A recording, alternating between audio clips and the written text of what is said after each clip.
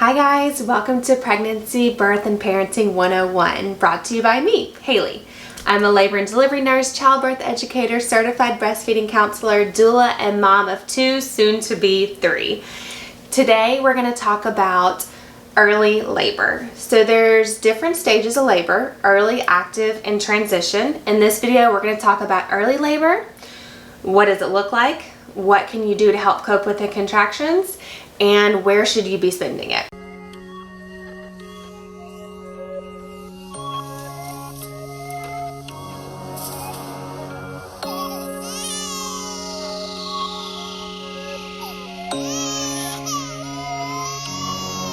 So first of all, early labor looks different at the beginning than it does at the end. It can last on average for about 24 hours.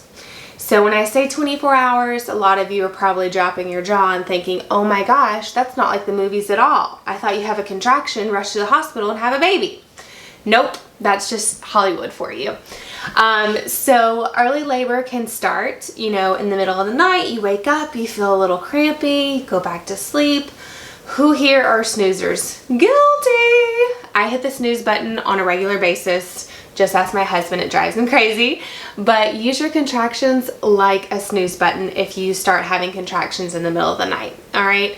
Because labor is a long, drawn-out process and you want to get as much rest as possible. So don't wake up your partner. Don't get up and start getting all ready, like to run to the hospital. Just have your little contraction. Breathe through it, lay back down or stay laying down and go back to sleep or rest. Listen to some meditative music if you can, and just try to ignore it until you cannot ignore it anymore. That is advice tip number 1 for early labor. Ignore it until you cannot ignore it anymore. So how it will start is really inconsistent. So you may have some like cramping and your stomach gets tight and you're like, whew, oh, this feels different than the Braxton Hicks. And then you don't have anything for 30, 45 minutes. And then you have another one. You can do a lot in 30 to 45 minutes. You can get your nails done. You can watch some of a movie or watch a TV show, go for a walk, take a nap. There's a lot that you can do in the beginning of early labor.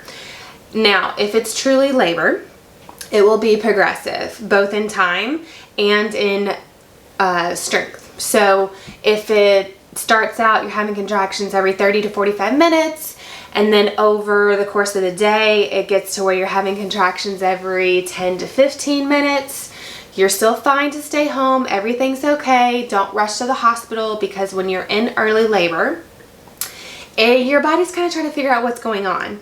So you have all these hormones that are being released. And when you're in your natural environment, when you're at home, somewhere where you feel safe and comfortable, your body's going to release more of those hormones that are going to progress labor and make labor shorter.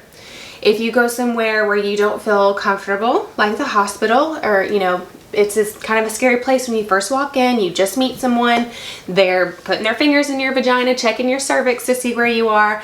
A lot is going on, a lot of unknown, a lot of foreign, and your body is not going to want to give birth in an atmosphere like that early in labor. And what I mean by that is the hormone adrenaline can get released in your body, because primitively we don't want to deliver our baby or progress in labor when we don't feel safe. Okay, and so for us, back in the cave days, if you're contracting every 10 to 15 minutes and then a saber-toothed tiger walks by the entrance of your cave, your body doesn't want to deliver a baby when there's a threat. So it will actually release hormones called adrenaline, among other things, to help slow labor down. And so now all of a sudden you're contracting every 30 to 45 minutes. So your body kind of treats the hospital the same way in our primitive brain. So if you get there and you're like, I promise I was contracting every 10 to 15 minutes, but now it's all spread out, and they're like, well, you're 1 to 2 centimeters. You could, go home, or you could stay and we could speed things up. The best thing for you to do is to go home, get comfortable, ride out the rest of early labor at home. All right. Now, as things start to progress, and you get more uncomfortable and things get more intense and your contractions get more intense and closer together, it's not gonna look so much like, oh, I'm feeling some cramping now. It's gonna look more like, hold on just a second. Oh, here comes one.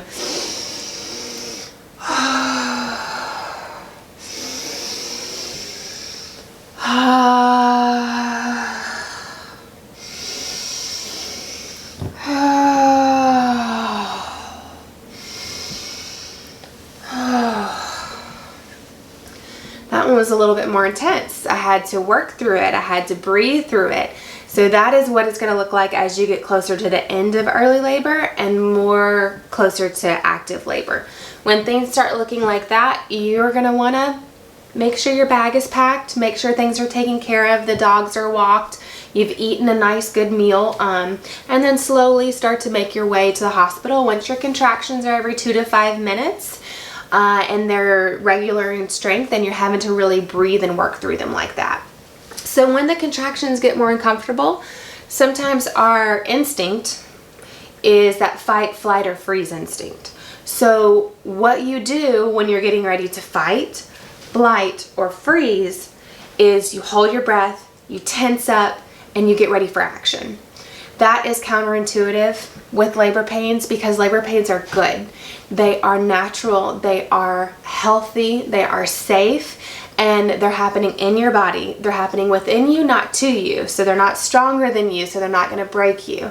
Okay? And so the more that you can just relax into your body and really work with those contractions, the shorter labor is going to go, and the more comfortable you're going to be, and the better mental space you'll be in. So what that looks like is as soon as you feel a contraction come on, you do that nice, slow, deep, rhythmic breathing. You might want to close your eyes, be on a ball, move around. Just think about any time that you exhale, pick a body part to release. So whether it's your shoulders, whether it's your face, whether it's your hands, just pick a body part, and on the exhale, I want you to think release. Release. Release. Because the more that you can relax your jaw, your shoulders, your hands, your face, the more your cervix is going to relax and open up, and the quicker labor is going to go. Okay? So those are just a few quick tips on coping with early labor. Stay tuned for the next video where we talk about active labor, where things start to intensify, and what you can do to help cope with that, where you should be, and many other things that we'll cover. And always remember, you got this.